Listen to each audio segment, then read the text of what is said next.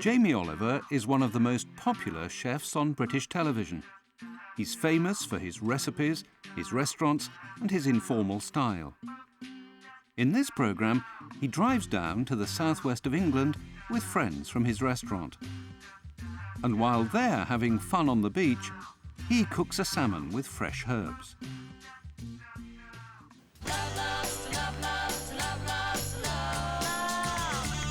I've got this beautiful big salmon, look at that.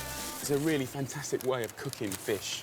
Fish in general, really, but salmon's ideal because it's slightly oily. You wrap it up in paper and you cook it on a barbie and you get that slightly smoked flavour going through it, which is just, like, ideal. So what I'm going to do is just put a bit of salt and pepper inside and outside the fish. Right, and I've got some fennel seeds and they're great with fish. They make them taste fantastic. Good with chicken as well. You just sprinkle them over the whole thing. So once you've done that, I've got some nice herbs. And I'll tell you what, I've got serious amounts of herbs. I've got set up so you get a nice bit of everything everywhere, right? And you want to stuff that right inside the salmon. It's going to steam straight through the inside of the fish. And I'm going to put a layer of herbs on the bottom, and I'm going to plonk the fish on top of that. And then I'm going to put the herbs along the top, like this. So basically, it's not sitting on paper, it's sitting on herbs. I've got some lemons here. Just slice up your lemons. Flick them over the top. Get some, put them in the middle. Just copy what you've done with the herbs, really. And then put some underneath it as well. And then what you want to do is literally, like, wrap it up like a Christmas present. So all I've got to do now is wet it to stop it burning too quick. So just get it really wet. There you go, mate. Looking good. Nice one, Danny. But here, listen, you take that. Thank you. Oh, I didn't get him wet.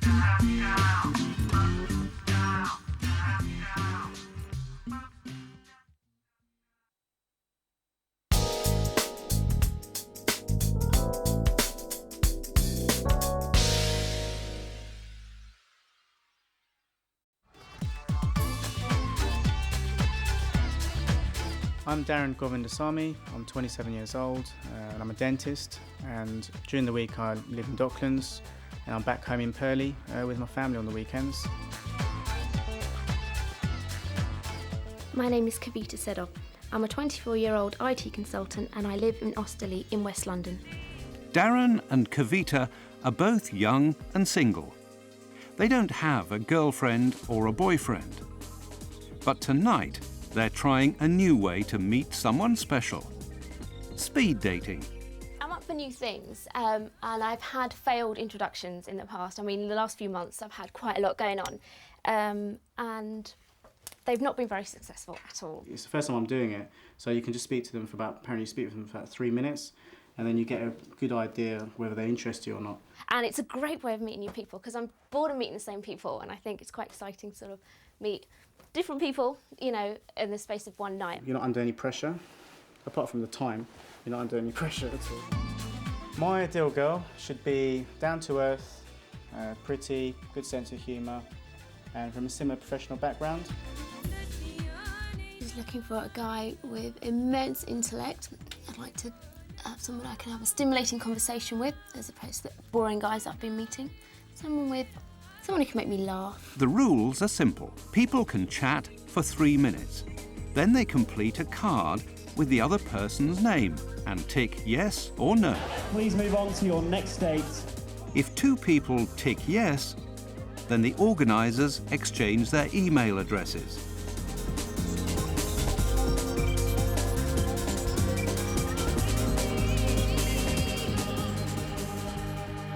university did you go to? I was at UCL. Oh, so you know my friends from UCL then? Yeah. Oh, one of my favourite restaurants is SSS in Chiswick. I love Chiswick. And what sort of religion are you?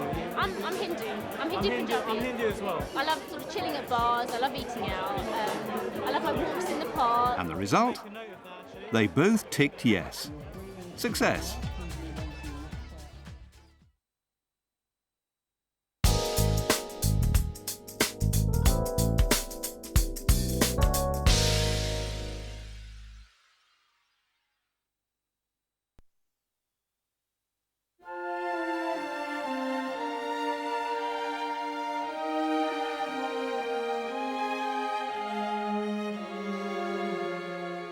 Most Londoners are still asleep when work begins in the city's ancient markets. The streets are empty in the early morning, so it's the best time to make deliveries.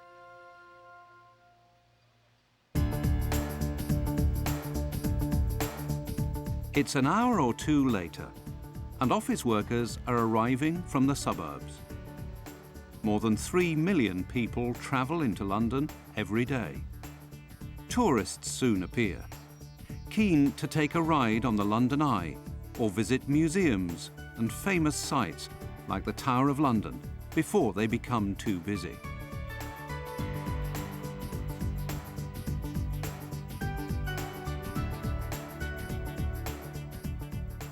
You always know what time it is if you're near Westminster. The clock tower bell, called Big Ben, chimes every quarter hour. By 10 o'clock in the morning, the shops along Oxford Street are open for business. You can find some of London's most famous shops along this street.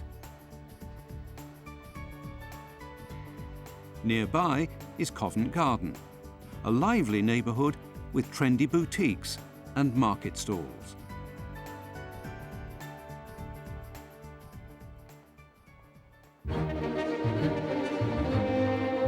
It's now 11:30 in the morning, and crowds are waiting outside Buckingham Palace for the changing of the guard. It's a tradition that goes back hundreds of years. Londoners stop for lunch at about 1 o'clock. You might want to sit down to a traditional roast beef dinner at London's oldest restaurant.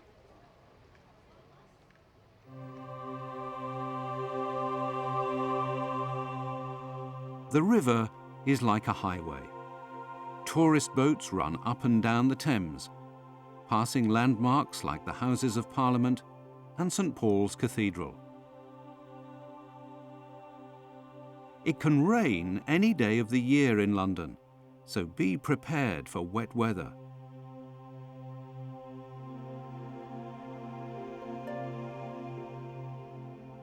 If you're lucky, you might see Tower Bridge opening to let a large boat pass through.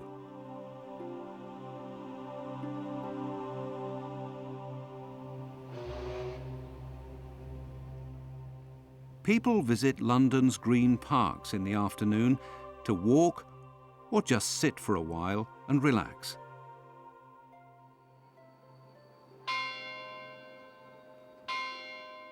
The famous Swiss clock on Leicester Square tells you that it's 5 o'clock.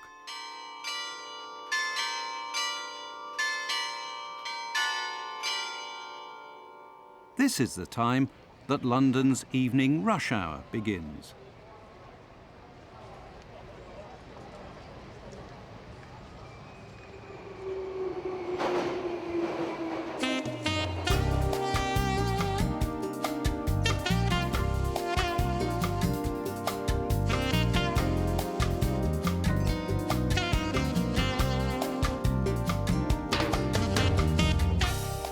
Theatres open in the West End at about 7:30.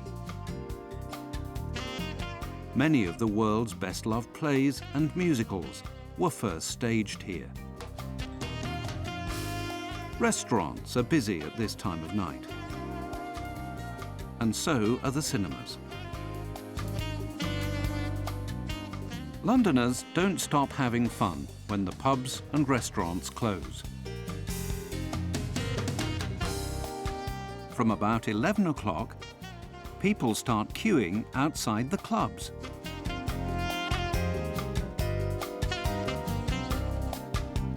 London is a city that never sleeps.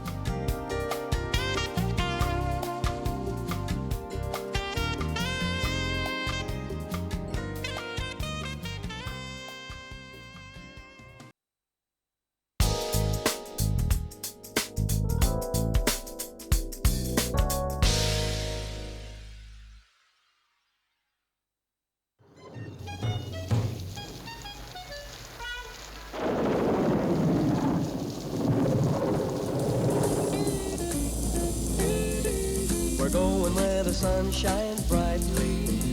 We're going where the sea is blue. We've seen it in the movies. Now let's see if it's true. Everybody has a summer holiday, doing things they always wanted to. So we're going on a summer holiday to make our dreams come true. For me and you.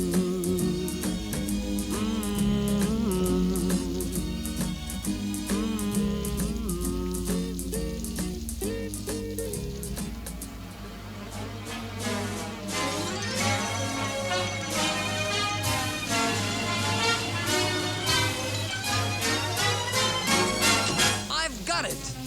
Got what? This bus! London Transport said okay. Okay. Okay to what? Okay to use this bus for transport on a holiday. They're with it. With what? With the plan I outlined to them today. What plan? That's right, what plan? If we can do it once, they'll back us all the way. Look, can you explain in words of one syllable exactly what you're talking about? Listen, you nuts. I've persuaded London Transport to lend us this old bus. We fix it up like a mobile hotel. This year, we live in it, take it to the south of France. Then next year, we'll be ready to take paying passengers. The sky's the limit. Great. Isn't that We're all going on a summer holiday. No more working for a week or two. Fun and laughter on a summer holiday. No more worries for me or you. For a week or two. We're going where the sun shines brightly. We're going where the sea is blue. We've seen it in the movies. Now let's see if it's true. Everybody has a summer holiday, doing things they always wanted to. So we're going on a summer holiday to make our dreams come true. For me and you.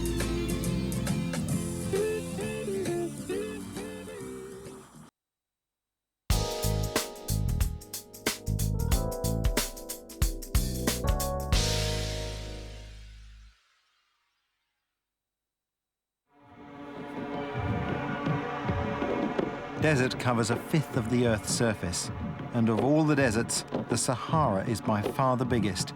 You could fit the whole of Europe in and still have room to spare. And it's a tough place to survive, with temperatures hitting 50 degrees centigrade and some parts that haven't seen rain for years. In such a difficult place, you might well ask the question, why come here in the first instance? Well, the answer to that is quite simple. The desert is one of the most beautiful and stunning places on Earth. And the solitude here, well, that's poetic.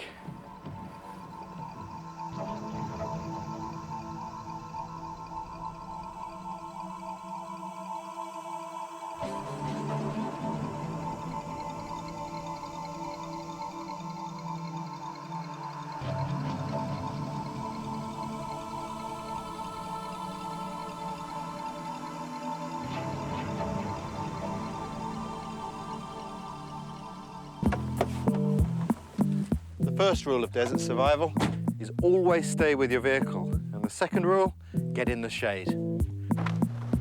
I always carry a parachute with me because they're ideal for creating shelter.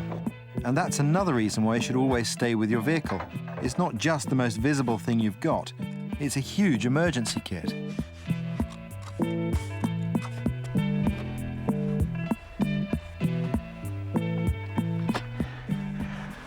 Right, that's the shade arranged. What I've done is I've taken the parachute and I've doubled it to create this airspace here. That helps to make very effective insulation from the sun's rays. But of course, the sand is incredibly hot. So what I need to arrange now is something to sit on.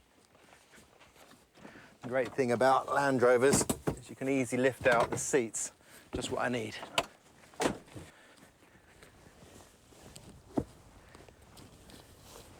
Well, that's great. Now I'm comfortable. And the important thing about having shade is it enables me to think clearly. If you're trying to make important decisions about survival under the baking heat of the sun, it's very difficult to make the right ones. So stay calm, keep your mouth shut and roll your sleeves down. You've got to do everything to conserve moisture. And when it comes to water, you have to be sensible. You don't want to over-ration it, because it's no good in here. It's got to be inside you if it's going to help you. So don't waste it, but do drink.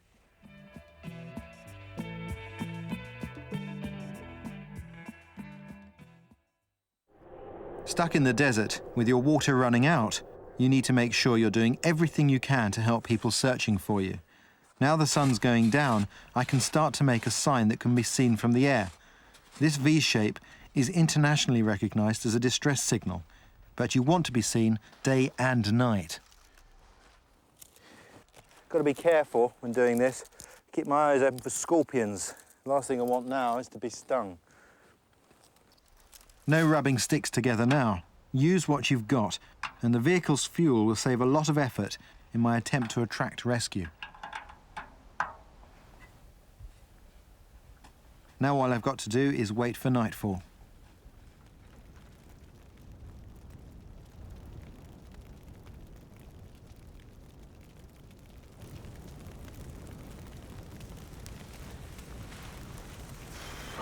It gets real cold in the desert at night. That's when one of these Arab jellabars comes in really useful.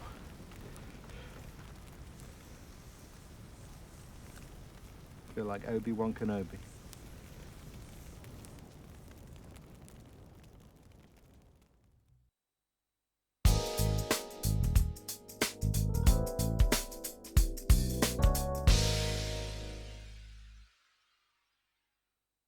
Hey, oh, Mommy, darling. Oh, what a treat. Let me look at you. Oh, you're great. Where is he? Just inside the door. Go ahead. He's waiting for you.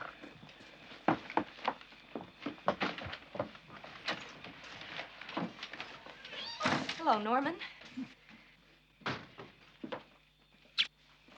Oh, Happy look birthday. at you. Look at this little fat girl, Ethel. Oh, Norman, you're as thin as a rail, isn't she?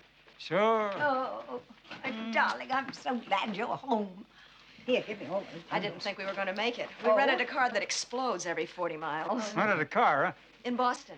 What sort of car is it? I don't know. Green, I think. Oh, a green car. I meant, what sort of make is it? I don't know. She doesn't know, Norman. It doesn't matter. Of course, it doesn't matter. Just curious.